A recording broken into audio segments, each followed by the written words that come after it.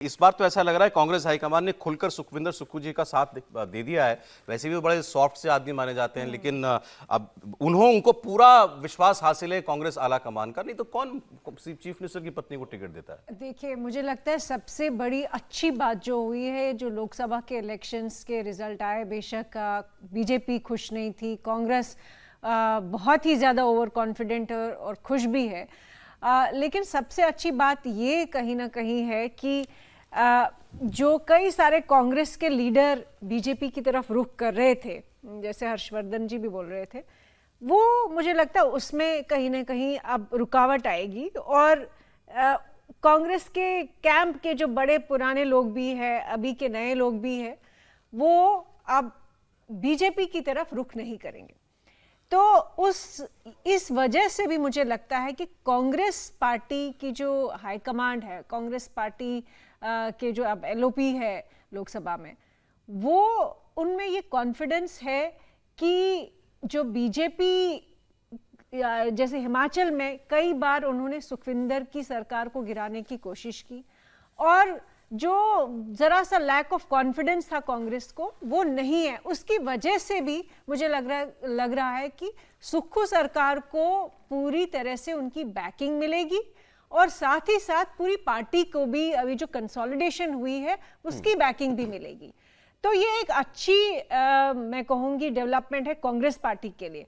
लेकिन समीर जी ने बिल्कुल सही कहा कि बीजेपी के लिए सबसे बड़ी चुनौती है अभी लोकसभा में जो हाल हुआ है, उसके बाद अगर वो इंडिपेंडेंट्स को जो ला रहे हैं या कोई भी उनका जो कैंडिडेट है अगर हारता है, तो इसकी बहुत नेगेटिव मैसेजिंग होगी पूरी कंट्री के लिए। बेशक ये 13 सीटें हैं और हिमाचल एक बहुत छोटी स्टेट है, लेकिन इसकी मैसेजिंग ये दिखाएगी कि जनता जो है वो प्राइम मिनिस्टर मोदी की जो गारंटी थी उसमें वाकई विश्वास नहीं कर रही है, क्योंकि हमने कई सारे स्टेट असेंबली इलेक्शंस में ये देखा था कि प्राइम मिनिस्टर मोदी का ही चेहरा हर असेंबली इलेक्शन के दौरान दिखाया जाता था। इनफैक्ट असेंबली इलेक्शन के जो आपके कैंडिडेट्स भी होते हैं वो सेकेंडरी हो जाते थे। इस बार मुझे लगता है जनता बहुत क्लियर करेगी कि उनको परफॉर्मेंस चाहिए उनके एमएलएज की। ठीक है। और दूसरी बात कि बीजेपी के एमएलएज अपने ही एमएलएज होने चाहिए, अपने ही कैंडिडेट्स होने चाहिए, ना कि कांग्रेस पार्टी से या ना बाहर से। वैसे इंटरेस्टिंग बात यह कि इसमें जो देहरा की सीट है, ऐसा नहीं कि मतलब भारतीय जनता पार्टी के मुख्यमंत्री ने भी अपने बच्चों को लोकसभा का टिकट दिया है सीएम रहते। मतलब रमन सिंह ने छत्तीसगढ़ में दिया था, अभिषेक सिंह को दिया था, वसुंधरा राजे ने दुष्यंत को दिया था मुख्यमंत्री रहते, येदियुरप्पा ने मुख्यमंत्री रहते अपने बेटे को विधानसीभा का टिकट दिया था। तो ऐसा नहीं, लेकिन सीएम रहते, सीएम पति पत्नी का नहीं रहा, लेकिन सीएम रहते बेटे को टिकट दिया। इंटरेस्टिंग ये कि जहां से कमलेश ठाकुर सीएम की जो धर्मपत्नी है वो चुनाव लड़ रही हैं, वहीं सबसे कम मार्जिन से ये निर्दलीय जीते थे होशियार सिंह। वहां केवल 3800 वोट का अंतर था, तो वहां टफ फाइट होने जा रही है। बहरहाल आइए यूपी की माफ कीजिएगा, उत्तराखंड की बात कर लेते हैं। 2 सीटें हैं, बद्रीनाथ यहां से राजेंद्र सिंह भंडारी बीजेपी के, लखपत सिंह बुटेला कांग्रेस से बड़ी रोचक सीटें यहां से चुनाव लड़ रहे हैं। और दूसरा मंगलौर उत्तराखंड उपचुनाव में करतार सिंह भड़ाना बीजेपी से और काजी मोहम्मद निजामदान ये कांग्रेस से लड़ रहे हैं। भड़ाना साहब जो बीजेपी के कैंडिडेट हैं, इन पर भी इस बार बाहरी होने का आरोप लग रहा है कि बाहर से लेकिन भड़ाना जी तो कई जगह से लड़े हैं, तो कितनी जगह बाहरी होंगे। तो ताकतवर नेता हैं, अपनी ताकत से लड़ते जीतते हैं, तो भाजपा से इस बार यहाँ से लड़ रहे हैं। और चूंकि अकेली मुस्लिम बहुल उस तरह से सीट है, लेकिन ज्यादा जो रोचक है वो है बद्रीनाथ की सीट। यहां से जो राजेंद्र भंडारी जी हैं भाजपा वाले, दरअसल भाजपा ही नहीं, ये कांग्रेसी हैं। हाँ, ये भी कांग्रेस के विधायक थे, छोड़ कर आए हैं।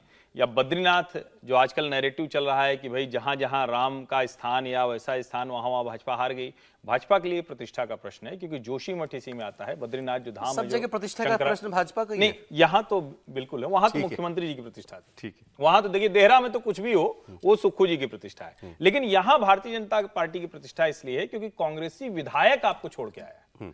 मतलब वो विधायक थे, छोड़कर आपके साथ आए हैं। बद्रीनाथ की सीट है, जोशीमठ जो शंकराचार्यों ने 4 मठ स्थापित किए थे, उसमें से एक प्रमुख मठ है। तो इसलिए ये सीट बड़ी महत्वपूर्ण मानी जा रही है कि इसके परिणाम क्या होंगे। आज हम मंगलौर की अगर बात करते हैं, मंगलौर में जैसा मैंने आपको बताया सीट बसपा की सीट थी। बसपा के कैंडिडेट का निधन हो गया, मायावती ने उनके बेटे को टिकट दे दिया है। कांग्रेस इनको लेकर के आई है, काजी मोहम्मद निजामदान को, और बीजेपी मैंने आपको बताया भड़ाना साहब को लेकर के आई है। ये मुस्लिम प्रभाव वाली सीट है। मैंने जो वहां तस्वीरें देखी थोड़ा मुझे आश्चर्य हुआ कि उत्तराखंड के अंदर भी ऐसी कोई मुस्लिम डोमिनेटेड सीट होगी। मैं ये नहीं कह रहा हूं कि मुस्लिम वो है, मतलब मेजॉरिटी में है, लेकिन अच्छी खासी तादाद इस सीट पर जो है मुसलमानों की है। वैसे ही बिल्कुल बुर्का उर्का पहने महिलाएं थोड़ा सा जो मतलब उत्तर प्रदेश और उत्तराखंड बंटवारा हुआ तो उसके जो लगी हुई जो इलाके हैं उसमें कुछ जगह पर हैं जहां मुसलमान हैं, वरना तो पूरे पहाड़ में कहीं मुसलमान है नहीं। कई बार ये इशू होता है कि पहाड़ से लोग गांव छोड़कर जा रहे हैं और यहाँ लोग बढ़ते चले जा रहे हैं। सर उत्तराखंड में ऐसा बिल्कुल नहीं है। उत्तराखंड के अंदर अब ये बहुत बड़ा इशू बन रहा है कि दूर दराज गांव में भी कह रहा हूं मुस्लिम बस्तियां बननी शुरू हो गई। लेकिन है नहीं। मैं बहुत ओरिजिनली नहीं, मैं आप ओरिजिनली तो वहां है ही नहीं है। मैं यही कह रहा हूं काम के सिलसिले में आ रहे हैं लोग। काम भी नहीं है, गांव खाली पड़े हुए हैं, वहां जाके लोग कब्जा कर ले रहे हैं, जमीनें ले रहे हैं। घर बना हुआ है, खाली जमीन पड़ी है तो वहां जाके रहने लगे लोग। कौन पूछने जा रहा है? 1000 से ज्यादा माइग्रेशन पलायन की वजह से। अच्छा। गांव की जिंदगी आपको उत्तराखंड के अंदर गांव के गांव ऐसे मिलेंगे। मैं बहुत सारे उत्तराखंड के लोगों को जानता हूं, मेरे मित्र भी हैं। बहुत सारे गांव आपको ऐसे मिलेंगे जहां पुरुष ही नहीं है। अच्छा, हाँ। लड़के बच्चे सब काम करने के लिए चले गए दिल्ली, बैंगलोर, मुंबई। घोस्ट विलेज जो है वो महिलाएं रह रही है केवल उत्तराखंड में है। और धामी सरकार ने अभी जब अतिक्रमण हटाने का काम किया था तो करीब 100 से ज्यादा मजारें हटाई गई। और जब उनको कई को तो मतलब वहां कुछ था ही नहीं, मतलब मजार थी, जब तोड़ा गया तो मजार किसके लिए बनी थी, क्यों बनी थी, वो सब ये भी नहीं, वो सब फ्रॉड है। तो सब फ्रॉड था। जमीन कब्जा करने का इनफैक्ट और हो ये रहा है जैसा आपने कहा ना, वहां ओरिजिनली तो थे नहीं थे। इंटीरियर गांव में वहां पर अब आपको यूपी बिहार के मुसलमान मिलते हैं। एक तो लगे हुए हैं, आप तो वहां जाते हैं, सहारनपुर, नगीना, निजामाबाद, ये पूरा नजीबाबाद, ये पूरा ये इलाका जो है ना, वो उसमें इंटरेस्टिंग बात मुझे किसी ने ये बताई कि यहाँ से जो मुस्लिम पॉपुलेशन जा रही है वहां पर काम करने, काम के सिलसिले में जा रही है ज्यादातर लोग, वहां लोकल्स उनको काम देते हैं। अच्छा, लोकल्स ही उनको काम देते हैं। और जमीन कोई बेच रहा है तो लोकल ही बेच रहा है ना, कहां से ले लेंगे? नहीं तो वो जमीन लोकल ही लोग जमीन दे रहे हैं और फिर लोकल ही मुद्दा बना रहा है उस आदमी को, इस इश्यू को, कि यहाँ पर मुसलमान लोग ज्यादा आ रहे हैं। उत्तराखंड में सबसे ज्यादा मुसलमान इस समय जा रहे हैं। वहां पर जो कंस्ट्रक्शन का काम हो रहा है, वहां पर ठेकेदारी का जो काम है उसमें जा रहे हैं। ठेकेदार भी मुसलमान है और जो लेबर है पूरी बिहार के, उत्तर प्रदेश की पूरी मुस्लिम लेबर, 80% लेबर जा रही है।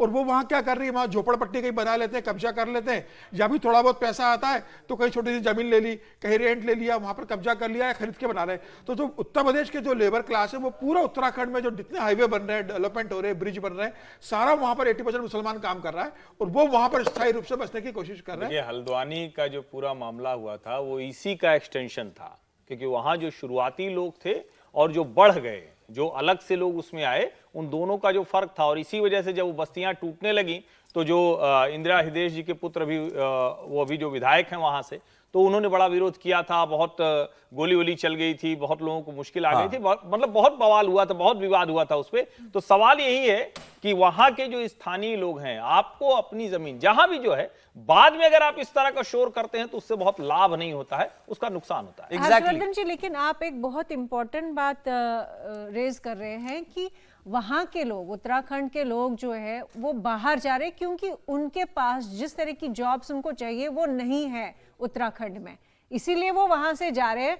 लेकिन जो कंस्ट्रक्शन और जो वर्किंग क्लास, लेबर क्लास की जॉब्स उत्तराखंड में है, इसकी वजह से उत्तर प्रदेश का मुस्लिम लेबर जो है वो वहां आ रहा है, बिहार का।